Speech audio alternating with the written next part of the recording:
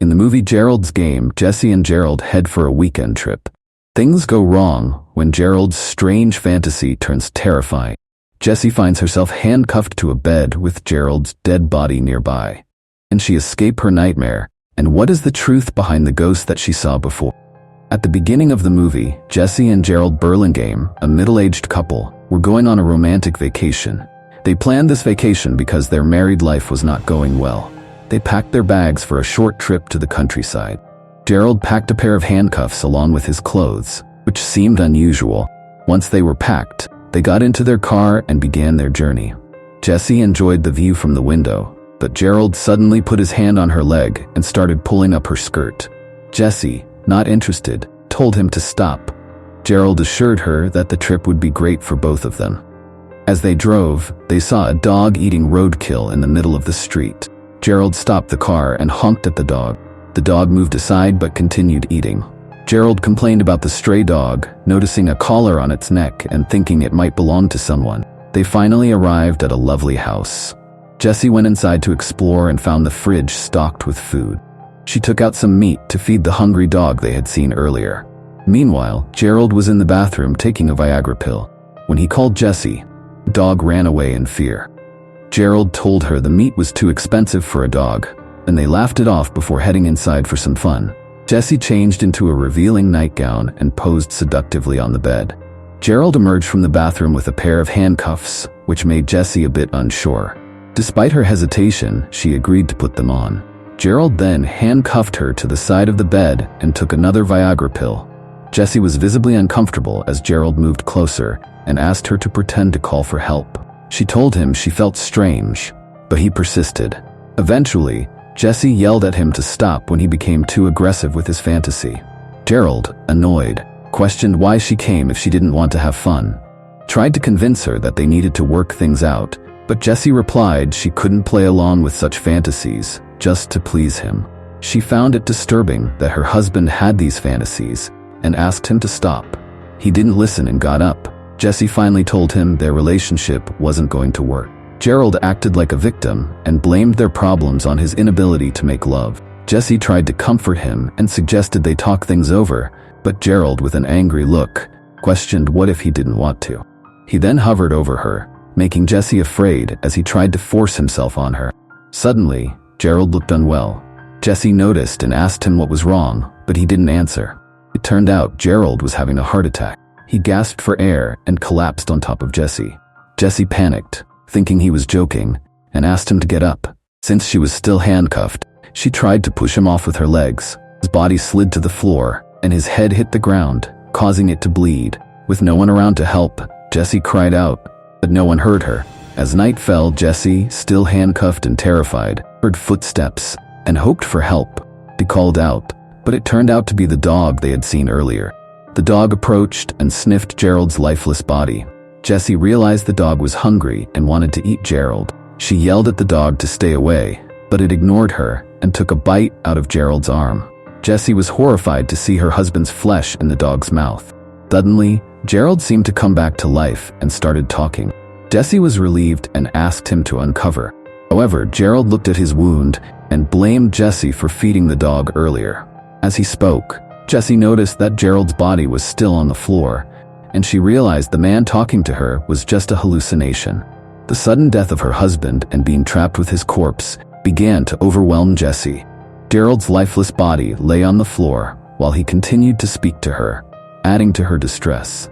Jesse seemed on the verge of a mental breakdown. Gerald's voice told her that she had wasted too much time and needed to act quickly since no one was coming to help her. Jesse tried to pull her hand out of the handcuff. It was painful, but she managed to free one hand and break the bar she was tied to. Although relieved, she stood up confidently only to find herself still handcuffed on the bed. It turned out that her escape all been a hallucination. The imaginary Gerald and Jesse talked about her behavior. The hallucinations urged her to take action. Outside, it was getting dark, and the dog continued to eat Gerald's flesh. Jesse, weak and dehydrated, noticed a glass of water on a shelf above her bed that Gerald had left earlier. She tried to reach it, but struggled with the cuffs. Imaginary Gerald suggested using a card from another shelf to help. Following the advice, Jesse rolled the card and drank the water. Afterward, she fell asleep. Later, Jessie woke up to footsteps and feared it was a ghost. She tried to calm herself by talking to the imaginary Gerald. As they spoke, Jessie dreamed about her childhood by a lake with her family. Her parents argued about her behavior while she eavesdropped. She and her father stayed behind on a bench to watch a solar eclipse. Her father asked her to sit on his lap, and she suddenly realized he was taking advantage of her innocence. This traumatic event has haunted her ever since. Back in the present, imaginary Gerald asked why she never told him about this incident. Jessie admitted she had many secrets and was afraid of them. Gerald then mentioned that the dog had left because it was scared of something. Jessie dismissed it as imaginary. She closed her eyes and started dreaming of her childhood again, this time in a room where her father apologized for his earlier actions. He manipulated her into keeping quiet about the incident, threatening that if she told anyone, his relationship with her mother would end. Because of this, Jessie had never shared what happened that day. Suddenly, Jessie woke up to the dog biting her leg. She kicked it away, and the dog returned to Gerald's body to continue eating him. The imaginary Gerald then spoke to her about life and death, making her believe she would die soon. This thought caused Jessie to hyperventilate. She soon drifted into a daydream, finding herself back at the lake house from her childhood. There, she saw her younger self handcuffed to a bed. She approached the young version of herself and apologized. Jessie then remembered sitting at the dining table with her family, feeling angry and traumatized. She broke a glass in frustration, surprising everyone. Her father took her to the bathroom and subtly threatened her to be careful. When Jessie woke from her dream, she had an idea. She looked at the glass on the shelf and planned to use it. The imaginary Jessie agreed with the plan, but warned it would hurt. Gerald, however, thought it was a good idea since the blood would act as a lubricant. Despite Gerald's warning, Jessie decided she had no other choice. Imaginary Jessie advised her to think carefully and visualize each step. Jessie gathered her courage, took a deep breath, and reached for the glass. She broke it on the shelf and used the shards to cut her wrists. Despite the pain, she continued until her hand slipped free from the cuff. Although her skin was cut, she finally managed to free herself and quickly moved to the other side of the bed. Jessie saw her phone and tried to reach it from the other side of the bed. Unfortunately, the phone was dead. She didn't give up and stretched out to grab the car key instead. Her injured hand made it hard to control her fingers, but she managed to get the key and put it in her mouth. She used the key to free her hand. Finally free, Jessie went to the sink to clean her wound. She tried to drink some water but choked because she hadn't eaten or drunk anything for days. After that, she wrapped a bandage around her hand. Exhausted and in pain, she fell asleep on the bed. Later, Jessie woke up to find the dog biting her hand. She hit the dog and chased it away. Looking around, she saw Gerald's half-eaten, rotting body. It was a sight she wished she had missed.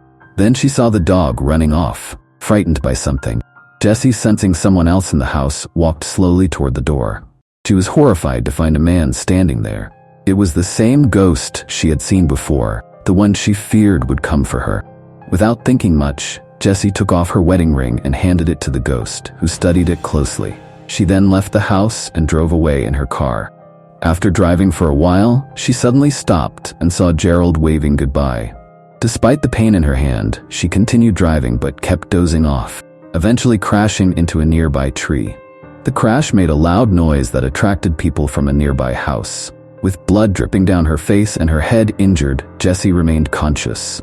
She honked the car horn to get help. Soon, someone approached the car with a flashlight. Later, Jessie was back at her office. She shakily wrote with her wounded hand, still wearing a glove. The doctors had confirmed that Gerald's death was due to a heart attack. Jessie had received her insurance money and her life was returning to normal. However, every night, she was haunted by the memory of being trapped and the missing wedding ring. She wondered if she really gave it to the ghost she thought was death. Neither the police nor reporters could answer her question. With her insurance money, Jessie started a foundation to help young people recover from trauma and often visited the lake house where her ordeal happened. Despite appearing fine during the day, the nights were tough for her. 6 months after the incident, Jessie saw a newspaper headline about Raymond Andrew Joubert, a serial killer who cut off body parts and stole jewelry from his victims. Joubert, who suffered from acromegaly, condition causing body parts to enlarge, was found with the bodies of his sister and her husband. He had killed and skinned them, keeping their body parts in over 50 containers, and even eaten some of the flesh. Jessie realized that the ghost she encountered was Joubert. He had the chance to kill her, but did not. At Joubert's court hearing, the reporter noted that he had not spoken since his arrest. When Jessie faced Joubert in court, he stared at her and said she was not real. As they looked at each other, Jessie saw her father and husband in him. Facing her fears, Jessie calmly walked out of the courtroom.